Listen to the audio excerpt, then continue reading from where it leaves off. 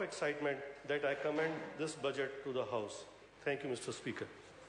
Materia Toure. Thank you, Mr. Speaker. I'm pleased to take the last call, I think, for the budget debate at the end of this budget time.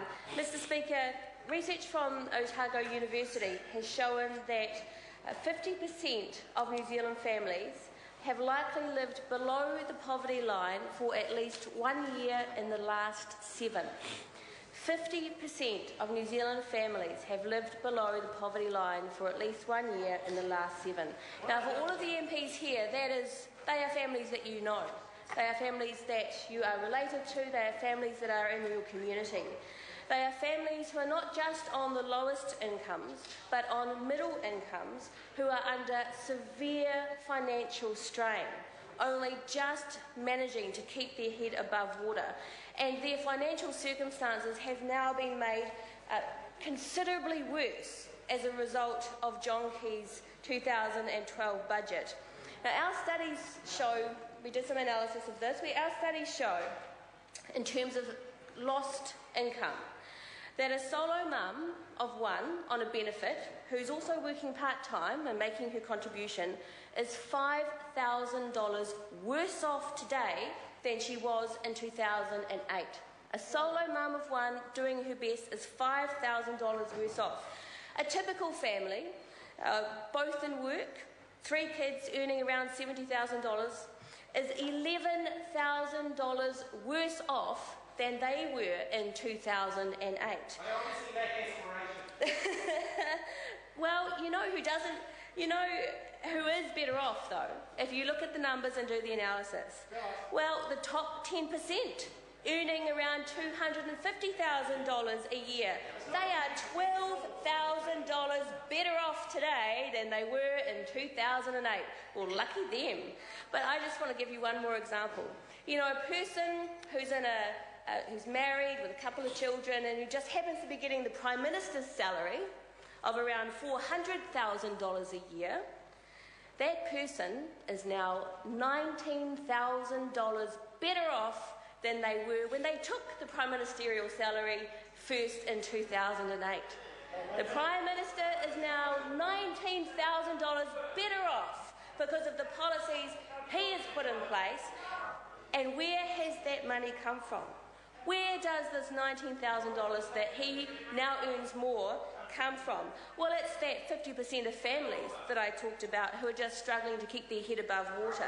And more families trying to work, to pay off their mortgages, to take care of their kids, to save for their children's schooling, which is getting more and more expensive under this government, and to save for their own retirement. Ordinary New Zealand families. They have lost income from the increase in the repayment of student loans. They have lost income through the cuts in student allowances for postgrad study. They have lost income from increased early childhood education costs.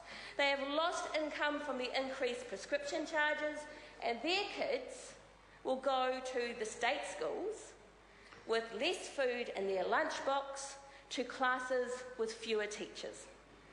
All the burden of National's economic failures has fallen onto New Zealand families, and not just low-income families, but those in the middle as well.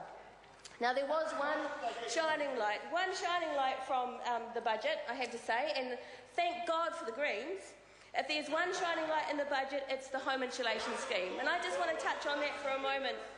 The Green Party, working first with Labour and then with National, has managed to save this country $1.5 billion. That's right, $1.5 billion saved through the home insulation scheme. 18 deaths have been prevented as a result of the home insulation scheme. 18 people, old people, who would otherwise have died from respiratory illness caused or exacerbated by cold homes, are still alive because of the Greens' home insulation scheme. The scheme has been so cost effective, it is getting cheaper all the time, so that the original budget allocation made in 2008 is now enough to extend the scheme for nearly a year into 2014, and from 180,000 homes insulated to 230,000 new homes insulated. This is a program for families. that keeps their costs down, that keeps their homes warm, that keeps kids and their grandparents healthy and saves the taxpayer $1.5 billion. It's also true that the budget has failed to allocate any more money for the scheme, and we want to work with the community, with business, with councils, with community organisations and with families, asking them to work with myself and the Minister, Minister Phil Heatley, to find a way that we can extend or expand the scheme and to keep it rolling until every house in this country is warm and dry and safe for our kids. Mr. Speaker, a government makes choices about what it values. It demonstrates those values above all else in how it spends public money. And the 2012 budget makes some very stark choices. John Key has chosen to give tax cuts to the wealthy, costs about $800 million, $700 million a year.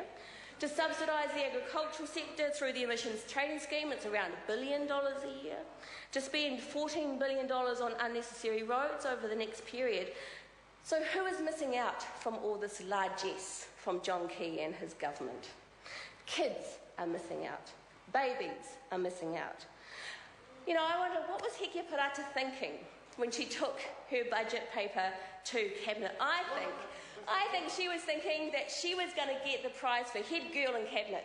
That she would turn up to Cabinet with this vicious set of cuts to the education budget, and proud of it, she would get a big old clap on the back and be told, "Well done, Hekia, you good girl." Good news, she said to this House with her education cuts. And I wonder, did she see the long tail of underachievement in the education sector, and in an attempt to deal with it, took out a big giant pair of scissors and just chopped it off and moved on, leaving those kids behind? Because what she's done with her budget cuts is she has stripped money out of the public schooling system and she has put it into the private schooling system. So there will be much bigger class sizes for kids who are in the state schools in order to make sure that there's still very small class sizes in the private schools. Mr. Speaker, we've had cuts from education and advice on prevention of child abuse, from community support services for families, from the housing budget. Mr. Speaker, this has been a zero-hope budget. But the Green Party has a plan for a smart, compassionate economy. This government has made choices, John Key has made choices about where he will spend government money, and those choices ignore those most in need. But the Green Party makes choices and will make choices about the spending of public money that reflects on our values and our choices. The Green Party chooses families, Mr. Speaker. The Green Party chooses children. We make no apology that we put children at the heart of everything we do, and we will continue to do so. Zero hope budget, zero hope for families. But there will be a time when this government will look back and see that this was a zero budget for them and not for our community. Thank you, Mr. Speaker. Simon O'Connor. Well, Mr. Speaker, it's great to stand and take a call